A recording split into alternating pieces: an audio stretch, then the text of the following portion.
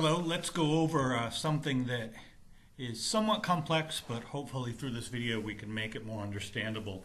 And that is looking at both consumer and producer surplus and productive and allocative efficiency between a monopoly and a perfect competition. The first place we want to start is over where to the far left here, and we want to look at the shutdown decision in perfect competition. So remember that an industry determines the price. And so here at P1 is the price for this firm. Remember that perfect competition, the product is something that has a world market price. You can't sell it any lower and you don't sell it any higher. So your marginal revenue is exactly the same as your price, which makes your demand completely elastic. You try to sell that for a penny more than everyone else, no one's going to buy it. So notice here we have the average variable cost curve.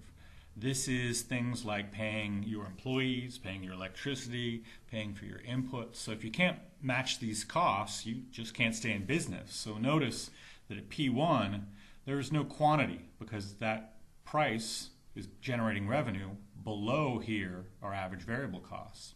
But then if the price increases there to P2, notice there we are at the minimum point of AVC and our MR and MC meet at that point there, so we can get a quantity.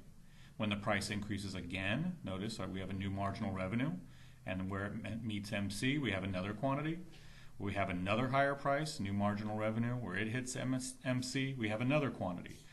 So when demand, in this case, which is marginal revenue and price for perfect competition, hits a curve to tell us the quantity, just remember basic supply and demand. When demand hits a curve and gives us a quantity, that curve is supply.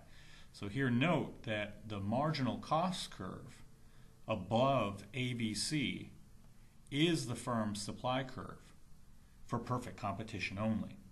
So if we were to look here at an industry that's perfectly competitive, of course we've got all the supply and all the demand giving us our world market price. Notice that this is the sum of the marginal cost curves of every perfectly competitive firm. Recall that all the firms have perfect information of each other, so they have the same costs, which is realistic given this is agriculture or mining where there's no real secrets. So notice here, in perfectly competitive industry, this entire area below the demand curve, above the price, is maximized. You're getting all this added value for consumers, known as consumer surplus, abbreviated there. And then notice here, above the supply curve, below the price, we have all this added revenue for producers, this being producer surplus. So we have that maximized with perfect competition. Now, if we were to compare this with a monopoly, and remember a monopoly, a pure monopoly is both the industry and the firm. Here, a monopoly is going to maximize its profits also where MR meets MC, which is this point here. So notice, this would be the quantity for a monopolist, this would be a price for a monopolist. But if we were going to compare this with perfect competition is of course a supply curve where MC is, just like perfect competition here. So if this was a supply curve, and if this was perfectly competitive, the price would actually be here where supply meets demand. And so notice, the quantity would be much greater and the price would be much lower. But in this case, if we look over here at perfect comp, look at all the consumer surplus, all the producer surplus. If we look here, that would be this area for consumer surplus, and then down here, over and up for producer surplus, if this was perfect competition, but it's not. A monopoly is going to maximize its profits where MR equals MC, so they're cutting off this area right here. We know that area of consumer up here and producer surplus down here that's not available anymore is known as dead weight loss, abbreviated there for you. So here's the monopolist price. Here's the demand curve. So there's the area of consumer surplus. We compare that with perfect competition, we see it's much less. Furthermore, this area right here, under perfect competition, would be consumer surplus. But now, that is the price. There's our simulated supply curve. This is all now producer surplus. So we're not maximizing our consumer and producer surplus. So this is one reason why we prefer competition to a monopoly. Two other things. Something called allocative efficiency and productive efficiency. From the very beginning of the class, we talked about whether or not our economy makes any good that you want. And is there anything you can't find?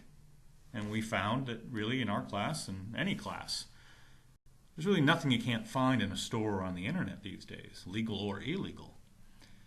So that means that we have allocative efficiency in our economy, and it means making the right goods, make stuff people want. And generally we see that that's when the price is basically more or less equal to the marginal cost curve. We can see with perfect competition, when in long-run equilibrium here, the firm only making a normal profit. Notice quantity times price is total revenue, quantity times ATC is total cost. They're equal to 1. So our profit is 0, which is a normal profit, meaning the entrepreneur is getting paid for his or her talent and is totally happy with that. Well, notice the price is equal to marginal cost. So they're just making a normal profit, meaning they're not going to commandeer or take all of the resources from other areas. If they were making large profits, they demand more of the resources, and those resources wouldn't be able to make other products. They'd be only making this product, and we wouldn't get the right combination of goods that we want in an economy. Notice over with perfect competition at our monopolist price, at that price right there, and this quantity, the quantity leads down to MC. It's right here, where quantity hits MC, there would be our marginal cost. But notice our price. We're getting a price far above our marginal cost. Thus, a monopoly is going to monopolize resources, use more of them because they're making so much profit, and those resources aren't available to other firms and industries to make products that we want. The next concept is productive efficiency. This is much more straightforward. It just means making things very efficiently. So it's making goods the right way. And the right way in this case is just most efficient, meaning the least cost. So here's our average total cost curve. There's the minimum point. There's the price. We can see productive efficiency means our price is about the minimum or equal to the minimum of our average total cost. We see that's the case here. But with a monopoly, notice here we have the ATC curve drawn below the demand curve, meaning they're going to make a profit. Here, at this quantity, there's our price. At this quantity, here's the intersection point for cost. So our cost right about there below the perfect competition price. Right there is our average total cost. At the minimum point, there is our price. So the price is far above the most efficient level of production. In fact, they're not producing enough to get to that minimum point right there.